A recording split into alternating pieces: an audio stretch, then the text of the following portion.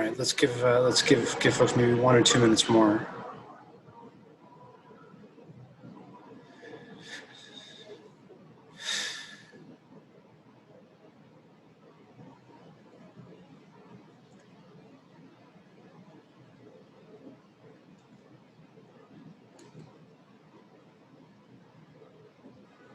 Happy Wednesday, everybody. We're now within 3 weeks from the general election, so I think this is all pretty well timed. Happy Wednesday. Quick question: the RCV PDF, is that final?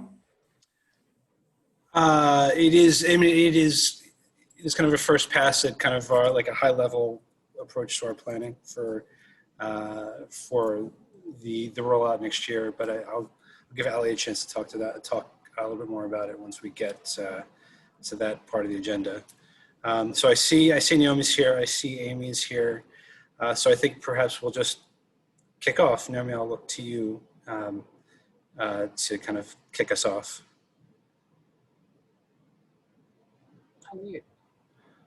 Hello. Welcome to the October 14th meeting of the Voter Assistance Advisory Committee of the New York City Campaign Finance Board. The committee is keeping a close eye on the issue of misprinted absentee ballot envelopes sent to voters in Brooklyn. Voters are understandably frustrated by this error, but we cannot let this prevent us from participating in the election this fall. However New Yorkers choose to vote, by mail, early, or in person on election day, your vote will count and be counted. When you receive your absentee ballot, make sure to check the name and address on the ballot envelope. If it is incorrect, do not use it. The New York City Board of Elections has started mailing corrected absentee ballots and envelopes to all Brooklyn voters who may have been affected by this error. If you receive a corrected ballot package, you should either 1, complete and return the corrected ballot, or 2, vote in person either during early voting or on election day. When voting by mail, we recommend using 2 stamps to ensure there will be enough postage. You may also drop off your ballot at any poll site or Board of Elections office, which would not require any postage. If you plan to vote in person, we highly recommend you do so during the 10 days of early voting that start on October 24th. With early voting, you can avoid lines on election day. We need more people to plan on voting during one of the many early voting dates to help ensure everyone can vote safely. Find your early voting poll site and hours of operation at voting.nyc. We're also excited to announce that voting-themed art from local artists are now appearing on all of the Link NYC kiosks throughout the city. Look out for them on kiosks in your neighborhood on your next walk to the grocery store or to go vote early starting October 24th. We will hear a few more details today about the Board of Elections preparations and about NYC Votes GOTV and outreach efforts for the general election.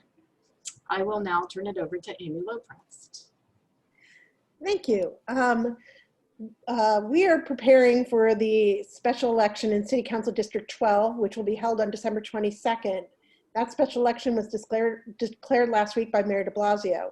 We are also looking ahead to a small handful of potential special elections pending election results in November that we anticipate occurring early in 2021. The December special election will be a traditional election, while the special elections planned for 2021 will be ranked choice voting elections. For all of these elections, the CFB will be preparing to assist candidates, make public funds payments, and publish voter guides and other materials to help voters. There are more candidates registering for the 2021 elections every day. We have now more than 320 candidates registered with us. Our candidate services staff have been busy assisting and training candidates and their treasurers. Since the city went on pause in March, CFB staff have conducted 36 online trainings with 716 attendees. That's a remarkable number, and it demonstrates the very high level of interest in running for office in the 2021 elections generally. Looking ahead to 2021, the staff are planning our strategy for making sure New Yorkers are ready to participate in ranked choice voting in the citywide primary elections in June. You'll hear more about that from our Director of Policy later in this meeting. The board is also getting ready to kick off the citywide debate sponsorship process with local media outlets and community partners who we will partner with to host debates for mayor, public advocate, and controller in the coming year. Our initial kickoff meeting is scheduled for October 22nd, and we're inviting all interested parties to join this call. With that, I turn it back to Eric Freeman to conduct the balance of the meeting. Thanks, Amy. Before I kick off, and I'm going to look to some of the folks in our Public Affairs Division to provide some updates, I want to make sure you give members of the committee a chance to make any remarks that they'd like before we begin.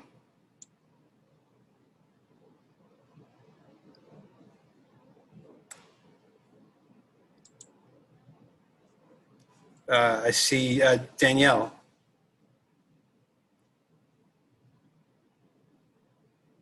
Hi, I was raising two hands. Lower that hand now. Thanks so much for both sets of opening remarks. It's really good to be here. I'm sorry that we're not doing it in person. Would there be a way for me to share my screen? And I promise I won't take more than 90 more seconds. If I can't share a screen, I can tell somebody who is hosting. Oh, All right, I'm going to give you the opportunity. I'm going to give you the. I got it. Yeah. Thank you. So what I wanted to share was, and I don't know if I'm going to be able to. I don't know if this is going to work. Oh, I see. Okay, got it. Can you see this screen? So this is the screen when you go to the Board of Elections in New York City. And what you see on this screen is request and track your absentee ballot, Vote Safe New York, apply for an absentee ballot, track your ballot, drop your ballot, a whole bunch of other information. And if you were just looking at this, you would see nothing about early voting. The only way that you can find out about early voting from this page is to know that you have to click on this icon, this poll site icon. Then you get an option to find your poll site and view a sample ballot. And it's great once you get here. Is there anybody on this call from the Board of Elections? Okay, if we could please somehow elevate to the Board of Elections that they need to move that button to the top of the page, and they need to have next to it, would you like to early vote? Click here. Would you like early voting information? Because I think that Amanda gave a presentation at a board meeting a while ago where she said that only 5% of New Yorkers had early voted and that we wanted to encourage that as much as possible. And it would seem to me in an effort to encourage that you would want to make it easy as pie to find out where you were early voting. So if that could please be floated up to the Board of Elections, it seems to me that all they need to do is get their web designer to switch that button. Thank you very much. Thank you, and that is a good comment. And the one thing I'll just add for you, Danielle, and for folks, I know the Board of Elections has been doing a good amount of promotion on their own. Charlotte Levitt will talk in a little bit about some of the promotions we've been doing. They have the BOE for their part has been pretty aggressive. I know on social media, on a lot of the kind of link NYC kiosks that are around the city in promoting not just early voting, also the recruitment of poll workers. They've been really kind of making sure that people hear about the remedy for this absentee ballot mix-up that Naomi mentioned. So I know they have been doing work to get the word out. But your comment about the website is well taken. Right. I mean, ordinarily, if you're a busy person during the day and you're not checking your social media and you're not doing this stuff, and all of a sudden you realize you want to find out about this, it would seem to me your inclination. I don't know how many clicks, how many hits the Board of Elections website gets, but I'm assuming they get some. And it just seems like you want to make it super easy for people. And if you're not on social media and you're not doing this other stuff, your tendency would be to go to a website. So thank you very much. I just would like to have that elevated. I'm not sure why Michael Ryan isn't here or anybody else from the Board of Elections, but that seems to me to be a priority. Thank you very much. Certainly. And I know we had hoped to have them here to kind of share some of their, you know, work that they're doing kind of directly. I know they've got their hands full right now, so we're gonna try to make sure that we list whatever information we have up for this group. So thank you, Danielle. For anyone from the committee want to give us some opening remarks before we jump in? I see Jamila. Yeah, sorry, I didn't know how to raise my hand in the chat. But hi, good afternoon, everyone. I know it's been, everyone's been working really hard. I'm Jamila Rose from the Public Advocate's Office, Deputy Public Advocate for Civics. And I will be hopping off really shortly and coming right back to this meeting because I think it's really important. Not only are we going to be hearing some good information about the ballots, the absentee ballots, and the way that that's been corrected. And hopefully we can also hear from constituents, but I'm also interested in hearing about the plan for RCV moving forward into 2021. I mean, as we're focusing all of our attention on 2020, we have to make sure that 21 goes off without a hitch as well. So I'll be right back. So if anyone sees me disappear, just know that I'm coming right back. That's all. And I know it's gonna be a good meeting. Thanks, Jamila. Everyone else, give us a hand raise.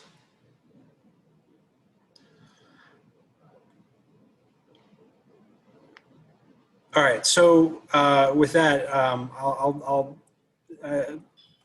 say a few words and kind of hand it off to some of my colleagues, but I think we would like to use tonight's meeting to set the stage for November's election. As kind of remarked near the top, we are now less than 3 weeks away from the general. This will be an election like none of us have ever really experienced before. So we wanted to take an opportunity tonight to update you, the committee, on the state of play as we look ahead to November 3rd. So I'll touch on a few items, and as I said, I'll look to my colleagues to provide some more detailed updates on the CFB's preparations and the work we're going to do through NYC Votes to reach out to voters and touch a little bit on what's going on with the Board of Elections and their work to get ready for the election. I'll touch very briefly on the story that has already come up, Naomi mentioned, about the mix-up with the absentee ballot envelopes. I think she laid out some of the facts around it, which was helpful. It is obviously a frustrating error, and I'll just reiterate, the great news is that it happened early enough for the Board of Elections to identify the issue and implement as good a remedy as they could. Those replacement ballots have already gone out to those voters who are affected, some of whom are in this meeting. And the Board of Elections counting process is going to ensure that every vote counts once.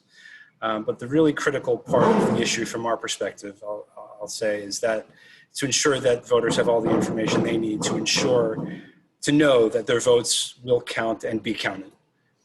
With elections, fair and open elections under attack all over the country, I mean, it is really critical we continue to stay positive and focus on our mission to get trusted information to voters. So we worked with our partners. One of the things we did was to work with our partners in the New York City Elections Consortium, including with our colleagues, at City Hall, Democracy NYC, civic organizations around the city, to publish an open letter, which we shared with the committee. We had 20 signatories for that letter, urging voters to go ahead and vote with confidence in November, no matter how they choose to vote, by absentee, early in person, or on election day. Because there is a lot of good news around the preparations for the general election. The Board of Elections, as we've been observing, has really done much to incorporate the lessons of the June primary into their planning for next month's election. Since that June primary, which we all gathered to discuss a couple months ago, they've implemented the online absentee ballot tracker. They are going to have drop-off boxes at every poll site, both early and on election day. They've as part of their mailing to voters, everybody's gotten a little fast pass. I don't know if you got one of these, but you can put it on your keychain that helps you check in when you get to the poll site and help you get around some of those long lines if that's a feature.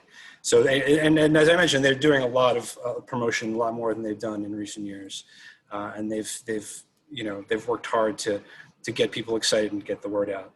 So, as we note some of those challenges that I think have come up, I think we want to make sure that we're focusing on the reasons that voters have to be positive and hopeful and confident in the administration of this election, because this is, again, such a unique year, such an important year.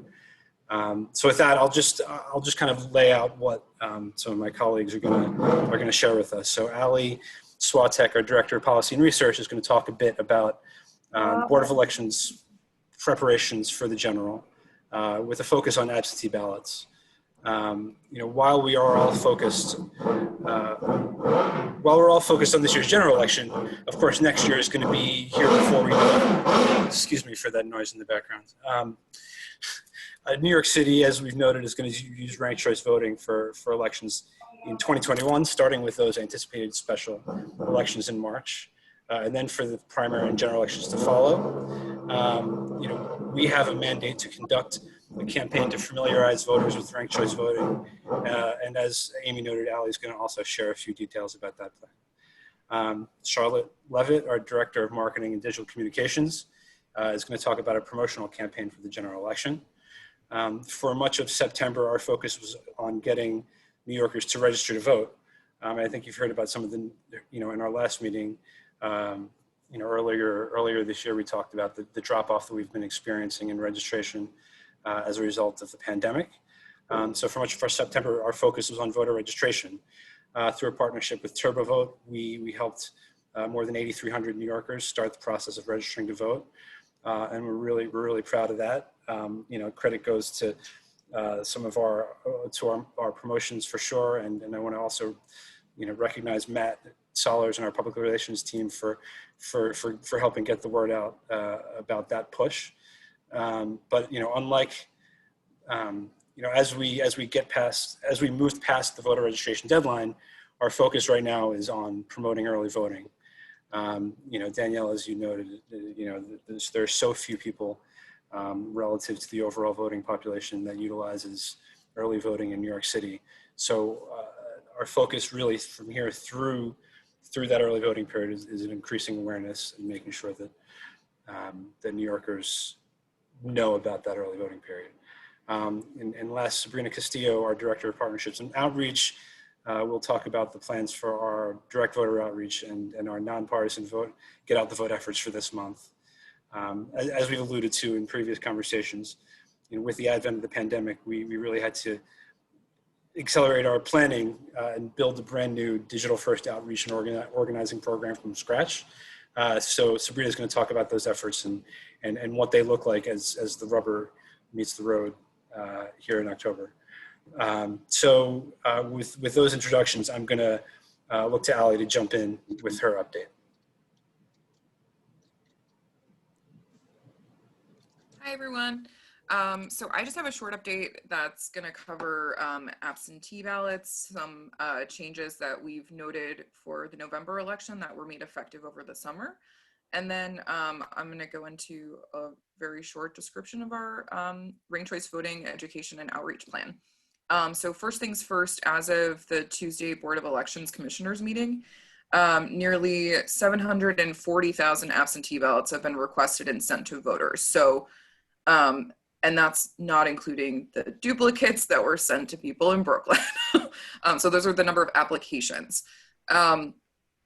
that is a lot of absentee ballots. The deadline to request an absentee ballot is October 27th. So we're anticipating that the total number of absentee ballots that the Board of Elections is going to end up mailing will exceed the number from June. They're almost there right now. In June, they mailed 770,000 absentee ballots. So I think one of our original estimates when we were just doing a back of the envelope estimate was over 1 million.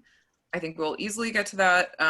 And I think that one of the things that we found really heartening about this is that the BOE is processing the absentee ballots much quicker than they were before.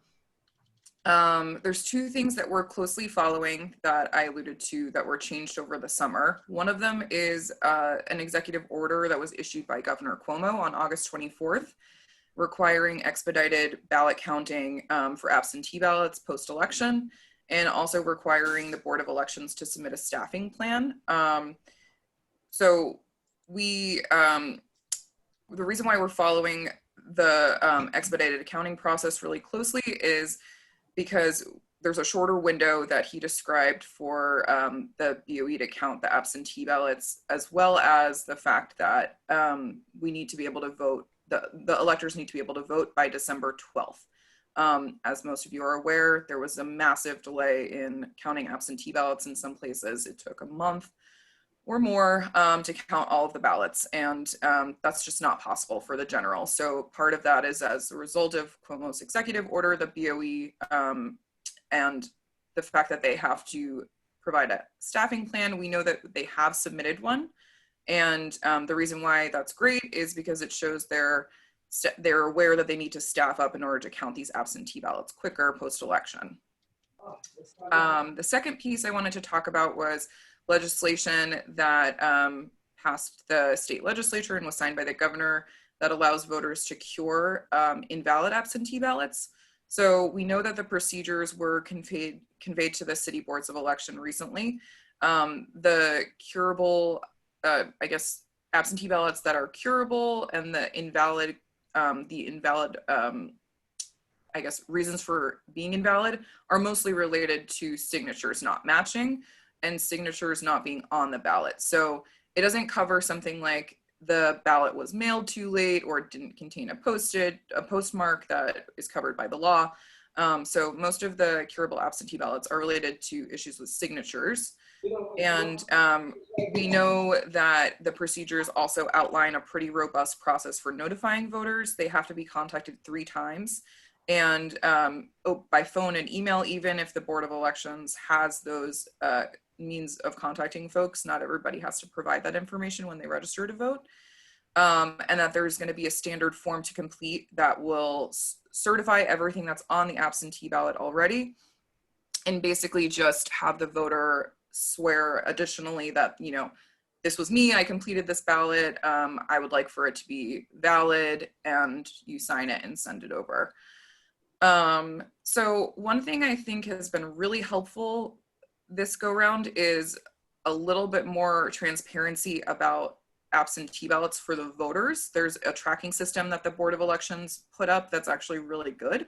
And it was one of our recommendations to implement that because we think it's really important for voters to be able to actively look up the status of their absentee ballot application, the status of their absentee ballot, and then once they mail it off, whether the Board of Elections has received it and if it's valid or invalid.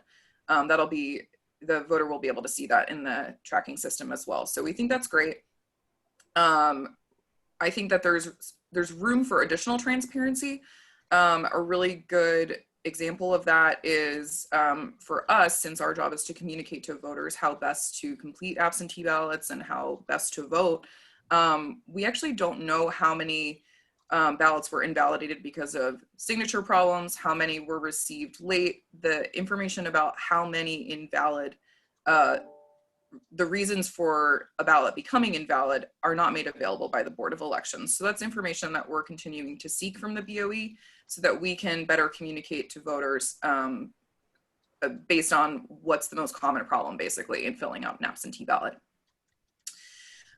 So we recently gave, Amy recently gave testimony to the Council GovOps Committee. It was about 2 weeks ago. We praised the ballot tracking system. We said that we thought that the Board of Elections was on the right track there. And we also gave them a bit of a preview of our planned timeline for rolling out a ranked choice voting education campaign. So that was included in the email distributed to the VAAC members. And I just wanted to give a short preview for this because as Amy and Eric alluded to, the special elections that are coming up in March will use ranked choice voting. So it's kind of accelerated the timeline that we've needed to start thinking about this and talking about it. And since it's effective January 1st, that means that we need to have stuff. We need to start the ball rolling right now. So in that timeline, basically, we're just outlining the month by month what we're going to be preparing and how it's going to be made available to our community partners and made available on our website, that sort of thing. So our staff is going to use the remainder of 2020 to do research, create materials that will allow us to roll out our ranked choice voting education and outreach campaign in early 2021. And that's going to include a train the trainer presentation, an elections toolkit, a one-pager, a voter FAQ, and eventually an explainer video about why this new method of voting benefits voters on the whole. And we're also going to be working with our partners to create a field plan for community outreach and to make sure we can effectively educate everyone in our community. Our charter mandate requires us to reach out to underserved communities particularly, and we want to make sure that we're targeting them as well with ranked choice voting outreach. And then the last thing I'll note is we're very hopeful, and we've made contact with the Board of Elections about creating a unified message around ranked choice voting. We think it's really important to have one because we don't want voters to be confused, basically to be hearing one slogan from the BOE, one slogan from us, another slogan from another place. I think it would be, and they agree with us, it would be great to have one communication message about what ranked choice voting is and how to do it. So that's my update. And if anyone has any questions, feel free.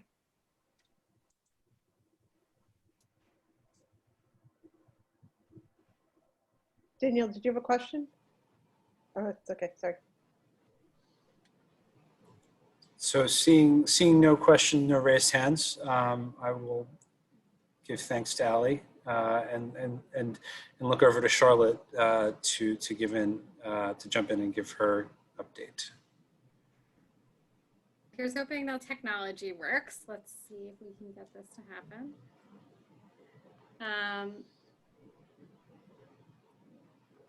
So are y'all still able to see the PowerPoint presentation? Okay, great. So I'm just going to tell you a little bit about how we are marketing to voters this fall around the election. So we really had 3 goals and this covers the entire period from September to November. So some of this has already happened, and I'll talk a little bit about that, but we want to be able to share breaking news about how to vote safely. This includes being able to counteract misinformation. So we set some goals about how quickly we would share information. This will also come back because we've already kind of had one crack at this in the cycle. Increasing utilization of early voting, which we think to be a really important part of the puzzle here around voting safely, and then continuing to support absentee voting, which is still relatively new for most people who are utilizing that method. We want to grow the voter registration and outreach lists that we keep while increasing engagement of those people. So that is, across social media channels, as well as our email and text alerts. Making sure those folks have a good experience, get the content that they need. And then we also want to be driving traffic to our web properties. We talked earlier about the BOE's website. We also have properties that encourage voting and voter registration, and where we can promote early voting very, very prominently. So we wanted to drive those voter registrations as well as visits to voting.nyc, our site, and make sure that we're attracting a lot of folks to that site who are new visitors, because we're focused on new voters who might not already be engaged, as well as folks who speak languages other than English. So this is kind of how I think about that early voting challenge, right? The size of the pool is very different from the primary to the general, but we're talking about moving from around 5% of the electorate voting early to our goal is to have 15% of a much larger pool of voters vote early. So what that means is we're talking about 10 times as many early voters. That's kind of back of the envelope how the math works out. These numbers for were from when we were planning back in the summer, but this is still what we're looking for. We'd like to see something like 500,000 people voting early. And we are on track in terms of those absentee numbers to potentially get to where this is saying over 1 million people voting absentee. So that's really the challenge. And so we have these two back-to-back campaigns. The one focused on registering youth to vote using that TurboVote platform that Eric spoke about. That one ran in the month of September, so it's already concluded. It was really focused on unregistered voters ages 17 to 29. That was a smaller chunk of our total ad budget, just to get a sense of scale. So that was about 15% of our budget. And then the lion's share is going into this campaign that's launching right now to increase early voting. So we're focusing on registered voters with a focus on first-time or infrequent voters based on our data.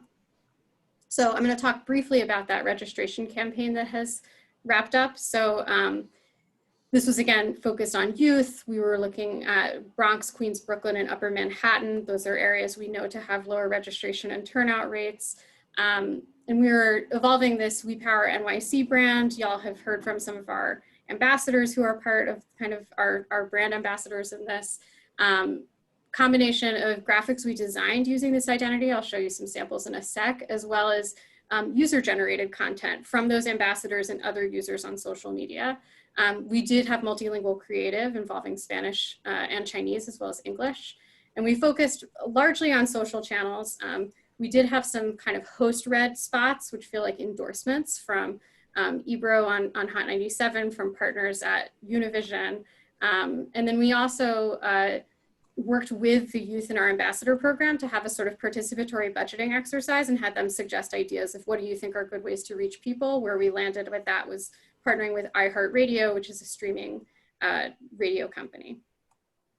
And this is what some of that creative looked like in various languages that ran on social media. So focused on, the large number of youth in New York City, over 400,000 who aren't yet registered to vote. And the kind of underrepresentation of youth in the electorate, as well as kind of simple messages to just register to vote. But what's interesting is that the content that was actually generated by youth themselves was actually more successful in driving traffic to that voter registration site. So, everyone loves a cute dog. I mean, who doesn't love a corgi with an I voted sticker? But this was the content that really performed the best. So that was interesting. I think they both have a place. We used quotes from the real New Yorkers who had posted these photos. They gave us permission to use their photos to help promote voting. They were really happy to do that. We sent them masks that said vote. Now they're posting with those masks. And then we also had this partnership that Eric alluded to with Link NYC. So the first thing we did was actually use that partnership to promote awareness of voter registration. So we had neighborhood specific data that Allie and her team had compiled. So every neighborhood city was actually getting customized data on the percentage of youth in their neighborhood who were not registered to vote. And it moved into countdown clocks, and we'll be having other kinds of content that I'll show you a little bit more of later, like the art on link thing that we just talked about. So with that campaign, we're actually already well on our way to achieving some of those goals. So we've added a bunch of followers on Instagram already since June. We're adding people to our email list at a good pace. A lot of that's coming from the TurboVote collaboration. And we had over 10,000 users of the TurboVote site, which just exceeded our goal, and just under 9,000 who requested registration assistance. So that campaign has wrapped up, and we're moving on to early voting. So this time we're focused on people who are already registered to vote. We're also doing some mobile targeting based on proximity to early voting sites. That's one of the things in our research we've seen, that you're just like much lower hanging fruit to early vote if you are close to an early voting poll site. That makes sense. So this is, a more broadly relevant campaign under the NYC Votes brand, with placements targeting youth as well as folks who speak English as a second language. Really focused on the convenience and urgency of early voting for every different kind of New Yorker. Lots of different reasons why this might be a good choice for you. And exploring ways to give them agency in feeling like this is a choice. So we're doing all kinds of different tactics here. We are doing these geo-fenced mobile ads that will target people. I'll show you a sample in a second, who are near early voting poll sites with their phone. Under the assumption that, especially at this time, a lot of people are spending a lot of time close to their homes. And so they're likely to also be assigned to those sites. Connected TV, so this is like streaming TV like Hulu, targeting specifically youth who are more likely to consume digital TV, and then also local TV to fill in with other demographics focused on the outer boroughs. We partnered with BuzzFeed on a quiz to kind of give you that sense of like, why should you vote early and that it's a choice. We're doing some grassroots out-of-home advertising focused on postering in specifically the neighborhoods that Allie's team has found are amongst the lowest turnout historically. So that's very narrowly geo-targeted. And then really increasing the investment we're making in paid search. So to Danielle's earlier point, how am I going to find info on early voting? One of the answers is that we are paying so that info on early voting from us will get in front of you when you are searching for info on voting. So we hope that'll work. So far, we've seen that tactic be really pretty effective. So this is a little bit of what the campaign will look like. These are some posters that will be in laundromats. So on the left side, in the lower corner, those are actually takeaways you can pull off and have the hours for early voting. This is like one of the use cases, can't get a babysitter, you know, vote early. The other ones focus more on convenience or your job schedule in a variety of languages. This little blue square is an example of what you might get if you're close to an early voting site on your mobile phone. You know, this banner, again, election day is not your day off, you can vote early. So like lots of different kind of angles of why this might make sense for you. We're also promoting a video on YouTube as well as TV and the digital TV I mentioned. We've given our website a little facelift. So like we were talking about, this was the version that was up until the voter registration deadline. We now have a version focused on vote in person before election day, October 24th to November 1st. And it's very much kind of the most prominent message. And there's a lot of content around why early voting makes sense on the website. So that's where we're driving people to with all of this. And then, like I said, we have this quiz. So you basically tell us your habits. And this is a real live link that we'll see whether I can get Zoom to cooperate with me. And I can show you the actual quiz because it's kind of fun. I don't know, yeah. So tell us your habits and we'll give you your voting plan, everything from like how flexible is your schedule? Are you a morning or an evening person? How do you feel about waiting in line? This is my favorite response.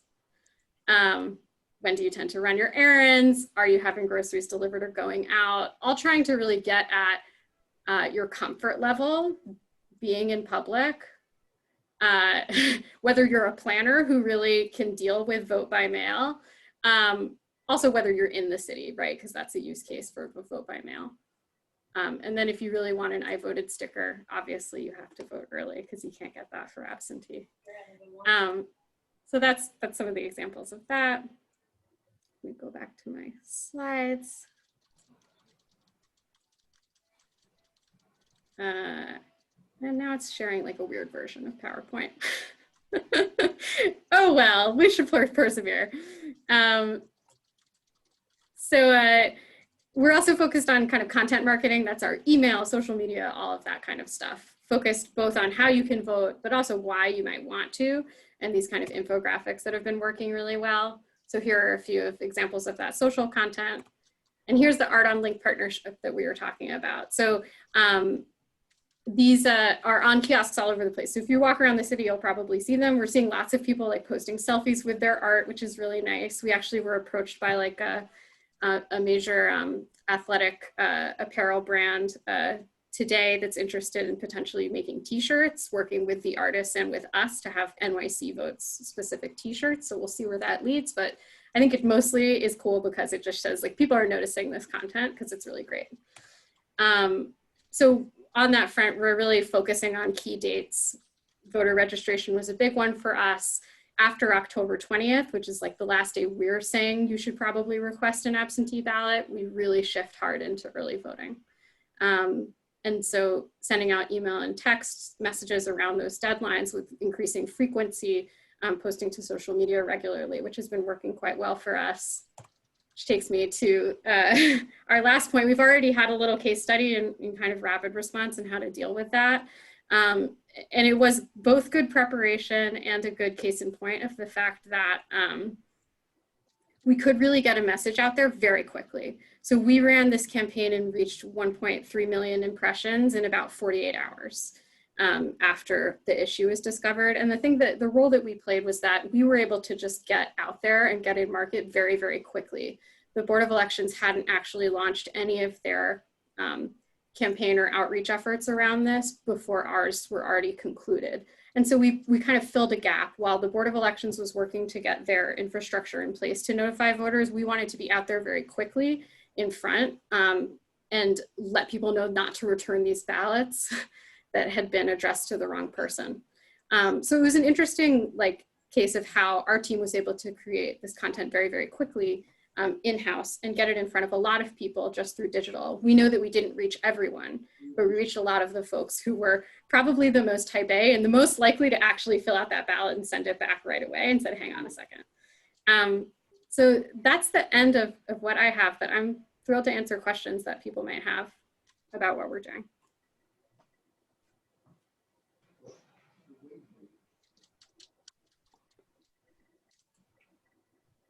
All right, cool.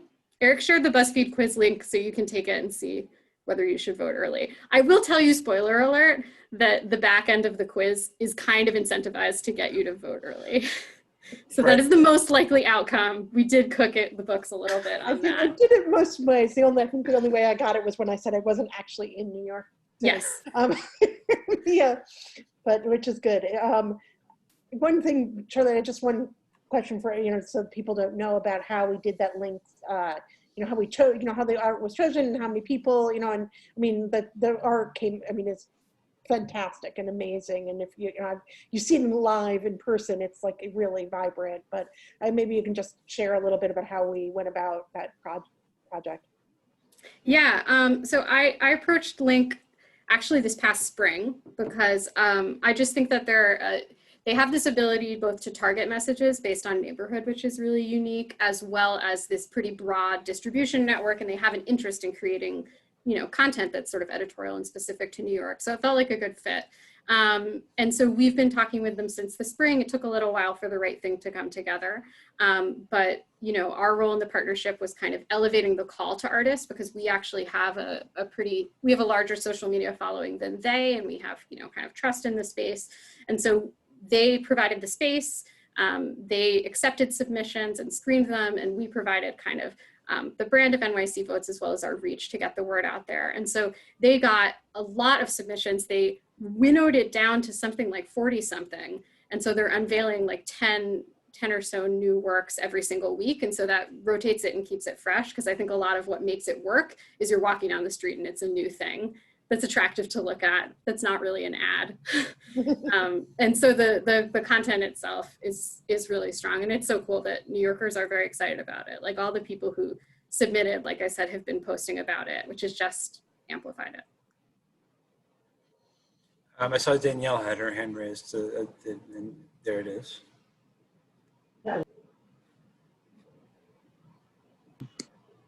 Oops. I was trying to raise my blue hand, but I couldn't find it. Thank you very much for that presentation. The first thing I was going to say was the art is spectacular, so good choosing. Maybe you said this and I missed it, but do you have a sense of how many people you're reaching, or some metric? And yeah. Maybe you said that and I missed it. It's going to be on the order of tens of millions of impressions. Like with the digital, it's you generally don't know until the end because it's an auction, and that's how that kind of works. TV alone, we were looking at having like a reach of something like 30% of people in the outer boroughs just on TV. So, a lot of those impressions are reaching the same person multiple times rather than reaching distinct people. Obviously, there aren't tens of millions of New Yorkers, but that's the order of what we're looking at across digital, TV, radio. It's a lot of channels. That's huge. Congratulations. Yeah, it's been great to get to put together the campaign and all the partners we have to get to people in all those channels, because I think it is helpful to see the message multiple times. Any other questions, follow up for Charlotte?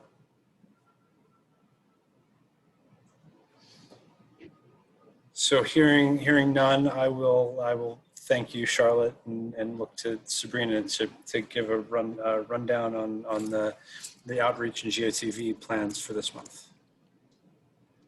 Good evening, everyone. Thank you so much for being here. And so I just want to give some context of where we have been and where we have come from.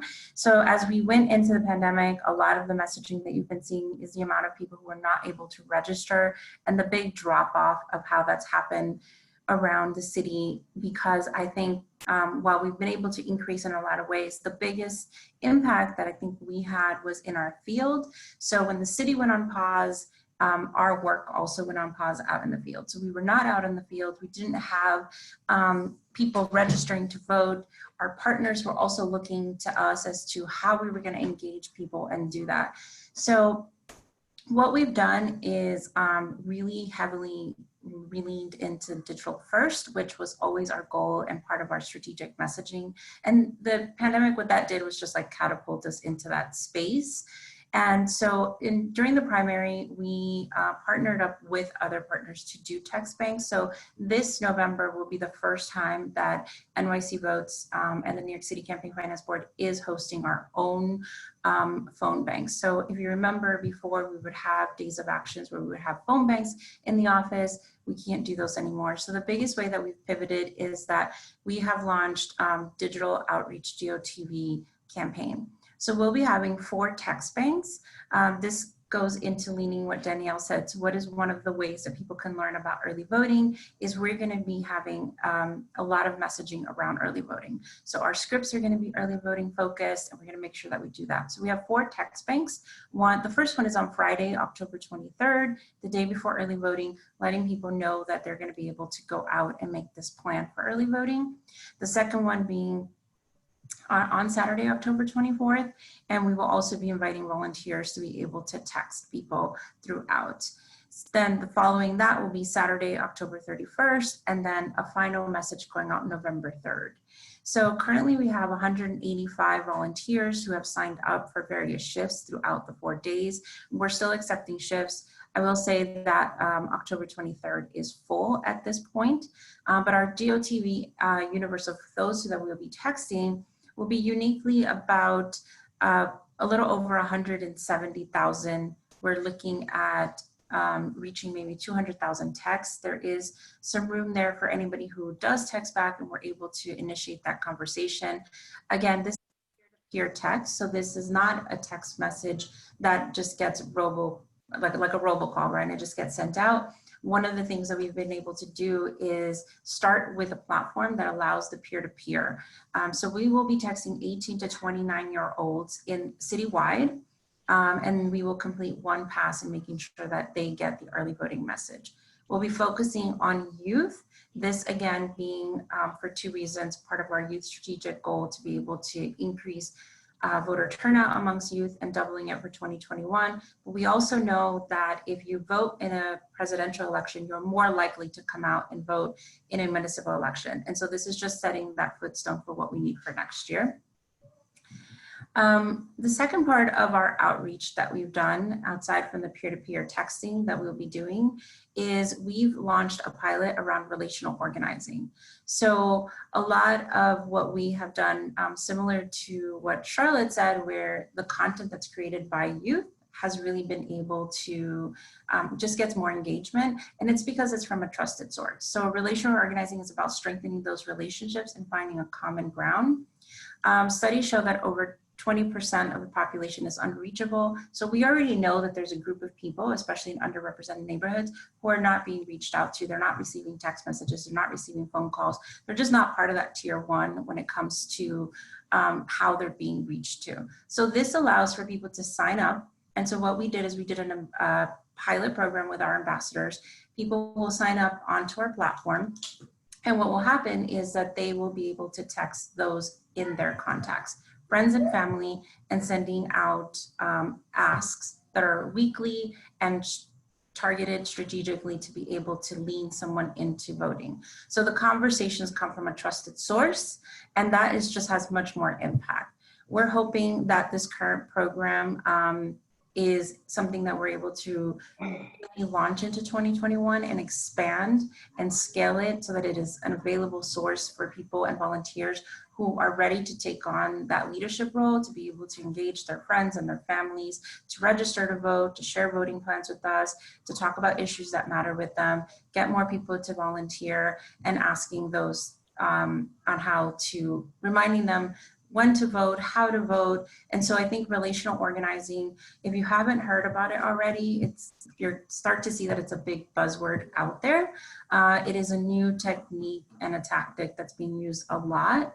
And again, there is a group of people who are never going to be reached out to. So if you think about it, if you're not registered to vote and you haven't voted in the past, you're not in anyone's radar. The only one that you might be in the radar is of those who may already be voting. And so this will hopefully get us really into those areas and those communities where we're not really being able to connect with people because we don't have the information. So that is what the GOTV campaign looks like. I will put the link for anybody who wants to volunteer or share it. I will say that text messaging is very popular, so the volunteer slots are filling up quickly, which we're grateful for, but they do fill up quickly, and it's just a great way to volunteer, and if you don't have a lot of time, still make an impact. So I will put that in the chat right now. And again, you can volunteer for any one of the shifts that are available. The 23rd is full already, so if there are any questions about who we're texting, or if there's any questions about volunteer opportunity, I'm happy to answer. So one question I just see in the chat, and Ms. Ada had a question about reaching out to Bengali media around early voting and absentee voting. I wonder, Sabrina, if either you or Matt, I see you in the meeting. Maybe talk a little bit about the ethnic media roundtable that is coming up that we just got a call to participate in as a way to kind of talk to some of those folks.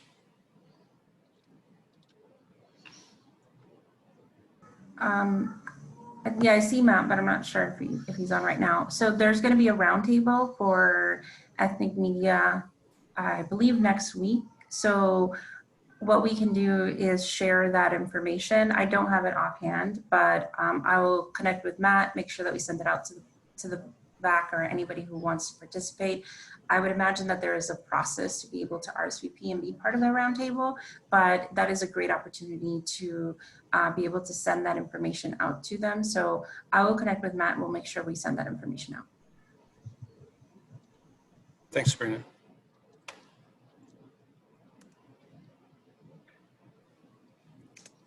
Any other questions for Sabrina? Questions about the Get Out the Vote plans, or really anything else that we've discussed tonight? Just kind of. There's one more question in the chat that perhaps we can address, because I think that we have addressed this. So about explaining about accessing a electronic absentee ballot and how to complete that for our people in that community. Yes. Charlotte or Sabrina wants to answer that question. Oh, does that mean, like, can we send the information? Whether our advertising and our outreach includes information about how to complete an accessible ballot for people who need that accessible absentee ballot and how to complete it. I think that all on our voting.nyc there is a link to how to get that ballot and how to complete it. That, all our outreach directs people to that site. Yeah, I would direct them to voting.nyc. From an outreach perspective, we're not currently doing any trainings on that, though if you do reach out to our team, we're happy to send information out about that. But I think Charlotte just posted the how to vote. And like Charlotte said, our website has a new information outlined, and everything is there really clearly laid out. Yes, the new how to vote section on our site, and you get there through the link that Charlotte just posted in the chat, has has that link directly to the accessible absentee ballot. And I'll say that also, I mean, on the Board of Elections website, as Danielle pointed out, they focus on absentee ballots. I mean, they do actually have the very clearly marked the links to how to get an accessible ballot, absentee ballot, and how to complete it. I see one new question in the chat here from Mike about the absentee ballot tracker. Is that, Mike, do you want to ask your question? Yeah, sure. Hi, everyone. So I'm on the Upper East Side, and I agree with what everyone's been saying about the improvements that the Board of Election has made since the primary. I thought the tracker was a great asset, and I was very excited about it. Unfortunately, I know it's not being updated in a reasonable amount of time. Me and my husband mailed our ballots back almost 2 weeks ago now, and our trackers have not updated to say that it's been received. Again, we're on the Upper East Side, so going from the Upper East Side to Barrack Street should not be taking 2 weeks. I know some people as well who have been waiting 3 weeks for an update. I've been trying to get in touch with someone at the Board of Elections, and I was on hold for I think an hour and a half one time, and no one ever answered. Once I did get a hold of an operator, and they basically just kept talking over me and hanging up on me. So I just, I'm a big proponent of vote by mail. I've been volunteering for a lot of campaigns, and we're all pushing that. So I was excited to vote by mail and use the tool. And to be honest, it's making me lose trust in it, because what happens if there was a problem with my ballot? Like, when am I going to find out if there was a problem and how to correct it? And right now, I don't even know if they received it. So I just think that someone needs to push the Board of Elections to actually update the tracker within a reasonable amount of time to build trust in the system. So I want to thank you for lifting that issue up. And I see from some of the comments in the chat that there are other folks who've had a similar experience. I was going to ask to see if other folks have kind of noticed the same thing, but I've heard from a few people who have noted their absentee ballot received, but just curious for anybody else who's voting by mail. I see Christopher. Yeah, thank you, Eric. I can't speak to that specifically, but it did call to mind our summer meeting, and I'm not sure if Allie is still in the meeting here, but we talked about how 20% of the ballots in the summer during the primary were rejected or were not counted, and I think Charlotte was showing us the data that we're projecting 1.5 million votes, and if you look at that 20% number, that's a shockingly high number of ballots that might not be counted. And so earlier she was talking about some of the legislation, the curable issues with signatures. I know we can't guarantee that number will come down, but what can you say about ensuring that 20% of mail-in ballots will not be counted for whatever reason, knowing that you probably can't guarantee anything, Eric, or anyone here, but that's a big number, and I think that's the concern that that Mike is raising, right? Well, I'm Sure. also just don't know if my ballot was received. Like, it's not very assuring. All the communication from social media is like, we have this great tracker, it's going to update within 24 hours. I think even the tracker says it's going to update within 24 hours. So I rather them just be upfront and be like, it might take 3 weeks to update, so I think it's just misleading, and I don't know if my tracker is ever going to update to say that my ballot is received. Yeah, I know Allie had to step away for a minute for family obligation, but Amanda, I don't know if you have something to add to that. Yes, I'm really hearing two separate issues here. One is the tracker even being updated timely. I think that raises an interesting point for us to research further. I suspect I know how the absentee ballot tracker works. I don't think it's being updated manually. I think it's being updated with intelligent mail barcodes. But this is something we're going to follow up on and see if we can find out more. Because either way, it's concerning, but for different reasons. Because one option is if it is being updated manually, it's not being done so timely and it's not giving voters useful information. If it's being updated automatically through intelligent mail barcodes, then there are potentially post office issues. One thing I do know is because the Board of Elections is tracking ballots through intelligent mail barcodes, they can tell which points of the post office become essentially choke points in returning absentee ballots. So if ballots are sort of getting stuck somewhere, they can work with post offices to figure out what those problems are if they're happening at a wide scale. In terms of changes that have been made since June, the state legislature did pass a new law into election law, allowing voters time to correct deficiencies with their ballots. So some of the rejections that happened in June were due to things that I would call design error. So like a number of voters, for example, didn't sign the ballot envelopes. The Board of Elections has responded by putting a red X near where you're supposed to sign. But if a voter fails to do that, or if their voter choice is unclear, there will now be a cure period for that absentee ballot, where the Board of Elections will have to notify the voter if their vote was not counted and why, and allow that voter an opportunity to correct their ballot, which we didn't have in June. So that was really what was so concerning, and then the legislature took action to actually respond to that and make sure if a voter forgot to sign their envelope, if they filled it in pencil as opposed to blue or black ink, if they had stray marks, if their voter intent wasn't clear, now they'll get a notification about that, and they can actually, have a time to fix that vote. So now I think our biggest concern is less about the number of votes that are getting discarded, which was far higher than we tend to see in other states that have absentee voting in general, whether that's our rate or absentee voting of a higher rate.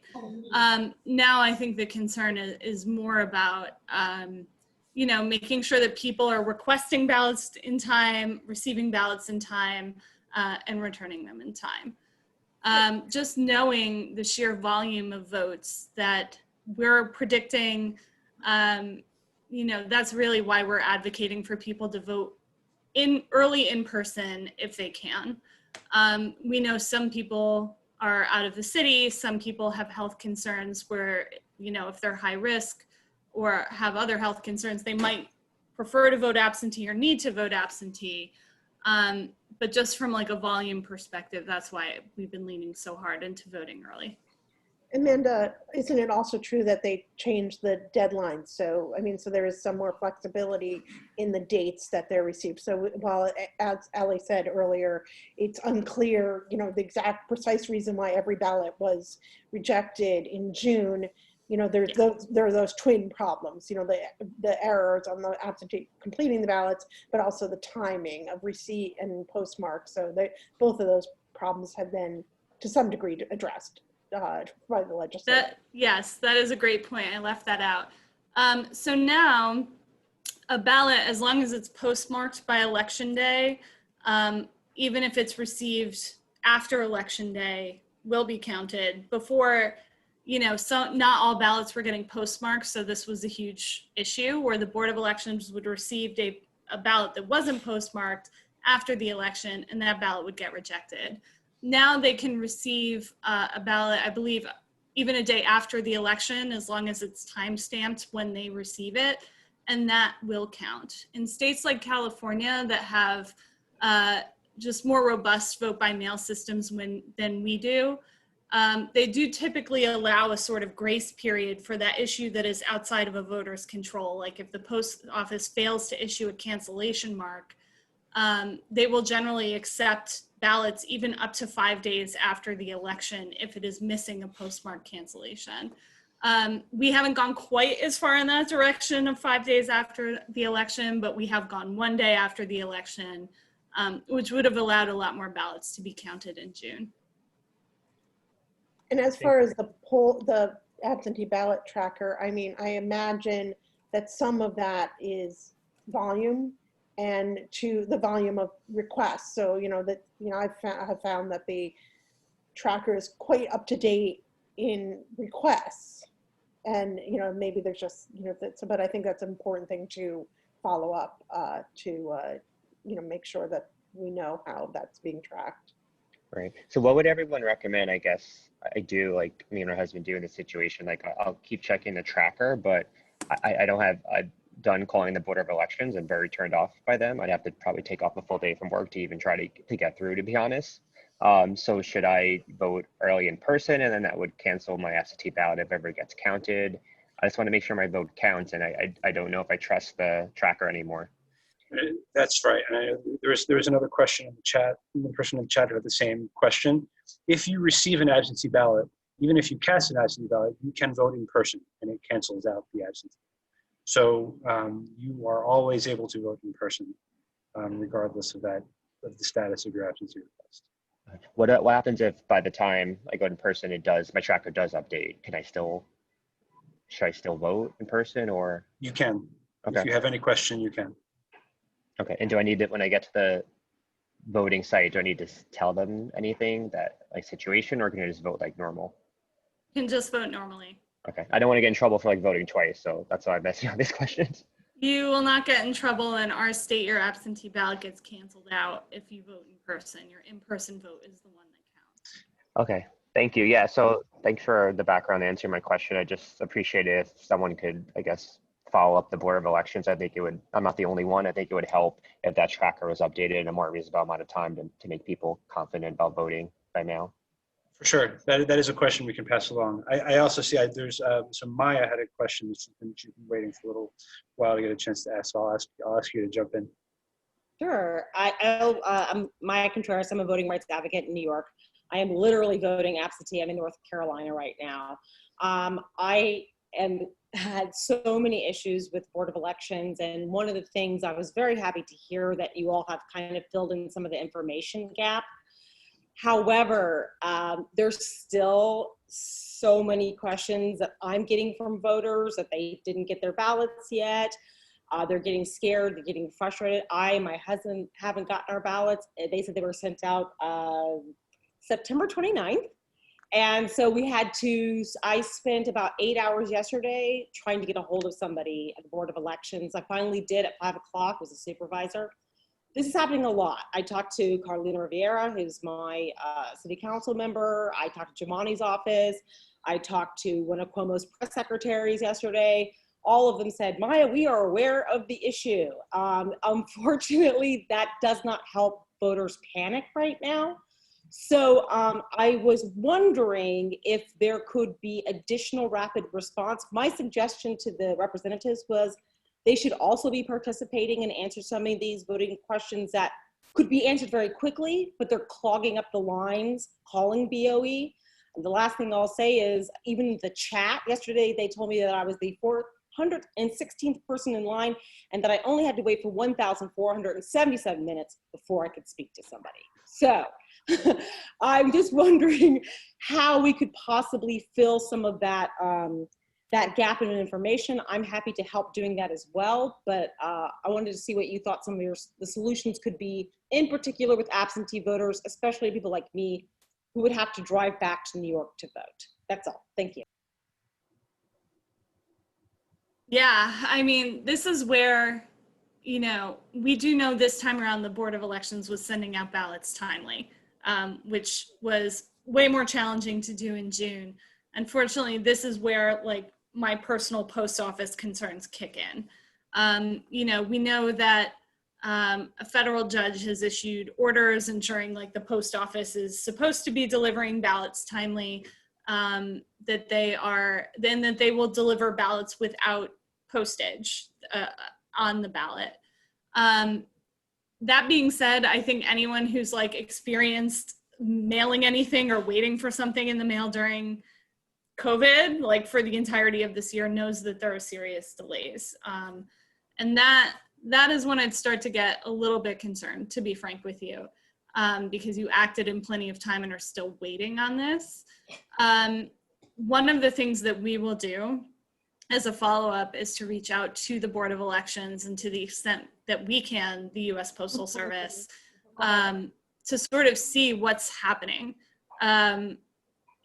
Once it leaves the Board of Elections, it becomes out of their hands, and then it becomes a USPS issue. We know USPS has had a number of problems just with with staffing levels, with volume, they're supposed to be prioritizing election mail. So we can start to like have those conversations and figure out what's going on. Like I can't like provide public advice on this. I just know as a voter, like if I hadn't received my ballot by, let's say, the 21st, like maybe a week from today, I'd start making backup plans for like, if I had to come vote early, what would I do? And that won't be possible for everyone. And that's what's really frustrating and unfortunate, because there are people who are out of the state who are not going to be able to drive back to the state just to make sure that their vote counts. So we will find out information as much as we can. I think one of the things we've done this year that's been really effective is working with other parts of city government and civic groups, voting advocates, to just try to like pool resources, get some answers to these questions, and then figure out how to communicate about it and do it publicly. So I think the best thing we can do on our end is follow up with those entities and update our public communications around it. I tend to personally like give out a lot of advice, just like I can't tell you what to do, but if I were in this situation, and like that's sort of where I'm coming in right now. It shouldn't take more than a few weeks for a ballot to arrive. It shouldn't take that long period.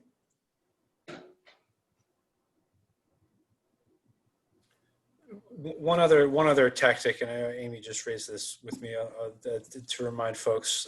One place where the BOE is generally pretty responsive is via Twitter. If you send them a message on Twitter, they will usually respond. It's a good way kind of around the calling and waiting on hold, and so that's just something to try if you haven't yet. Although I see that that Maya, you're noting that you have. It is something that's worked in the past, for sure. It was maybe something they could handle in terms of June volume, but not November volume. We always knew November was going to be about 3 times bigger in terms of voter turnout. And I would expect the number of voter questions, complaints, concerns would correspond to that.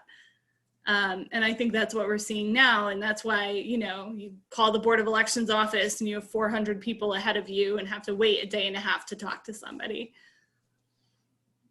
Again, I mean, I think we'll look into this. I think that, you know, and also looking into doing some kind of rapid response communication through our partners and our work to make sure people understand. You know, again, I think that I know someone commented that, you know, it's great to have a tracker, but if the tracker causes you more anxiety than not having the tracker, you know, it may not be worthwhile. Absolutely. And we'll reach out and find out as much as we can. Any further questions, comments?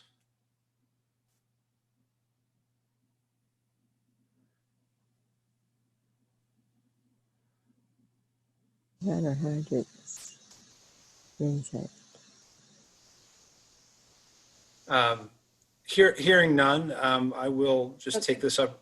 Amy? Katie wanted to. Kathy, are you? Yeah, sorry. Yeah, I mean, I love that the frequently asked questions that we did, and in there they do address about how to complete an accessible absentee ballot.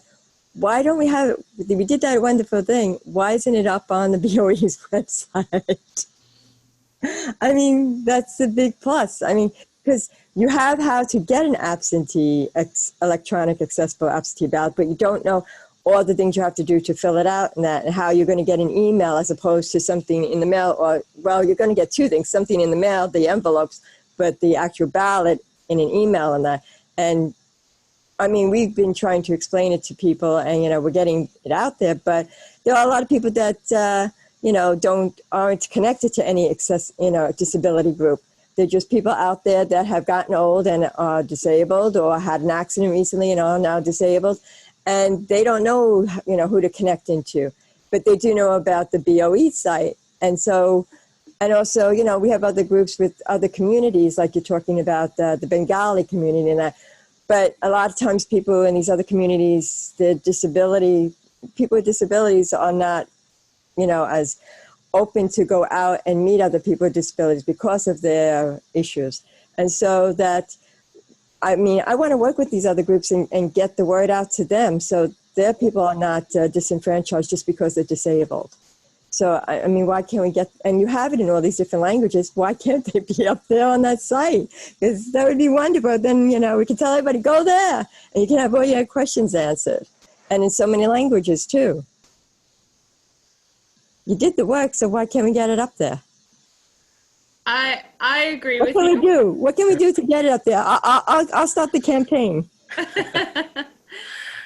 I mean, honestly, what I think is most effective is for groups to start to put pressure on the Board of Elections to include this information on their website, which shouldn't be a heavy lift, but sometimes it is.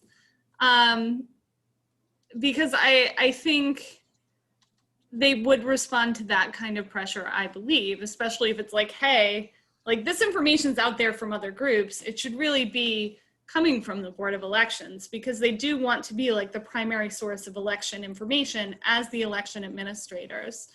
I should tweet it every day, and can I put it up on there? The link at least to, I mean, I don't know how to do it, but I'll figure it out. I'll figure the next questions once, and then tell me what to do, and I'll do it. I think, honestly, if groups sort of band together and ask as a group, I think that is probably likely to get more attention than like tweeting one-on-one to the Board of Elections, where it's Our group, why don't we? Can we do that? Put pressure on them because I mean we have a whole bunch of disability groups coming to the communications meeting. It's in that, so then yeah, let's absolutely talk about how to do that because this information should be on their website. Yeah, and it's not just for the accessible ballot; it's for so many things that were great on that whole FAQ. We were actually finding out today, speaking of another thing that was not where we expected to find it, you can sign up to be a poll worker through the Board of Elections website, but if you're 17 years old, there is a separate sign up for you. But that site is not linked to on the Board of Elections. And then when people went to it today, like none of the site was working and the email addresses weren't working. So I would say we have a little ways to go. This is just another like sort of unexpected issue that we were paying attention to today. So I think what the NYC Elections Consortium should do is talk about how to get this information on the Board of Elections website and ask for it. Because I mean, we fill in as many gaps as we can. I think we do provide excellent information. We're not going to be the first stop when someone is looking up elections in New York City necessarily. So yeah, let's talk further about how we can do that.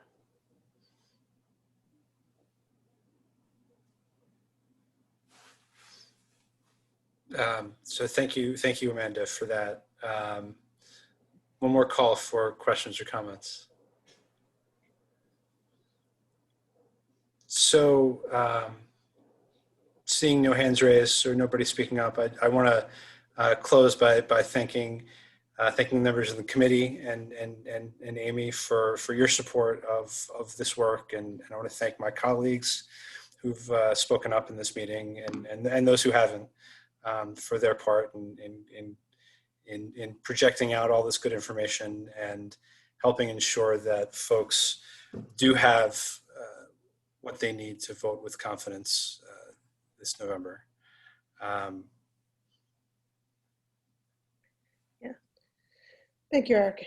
Thank you, everybody, for attending. And I mean, again, I echo Eric's word, thank you to the whole staff who does such tremendous work. And when you see these things out in the wild, it's always very impressive, on TV or, out on the street. So thank you. Everything looks really great. And that's sort of, in this day and age, part of the need is to make things, catch people's attention. So it's, thank you, everybody. And thank you for everyone for attending.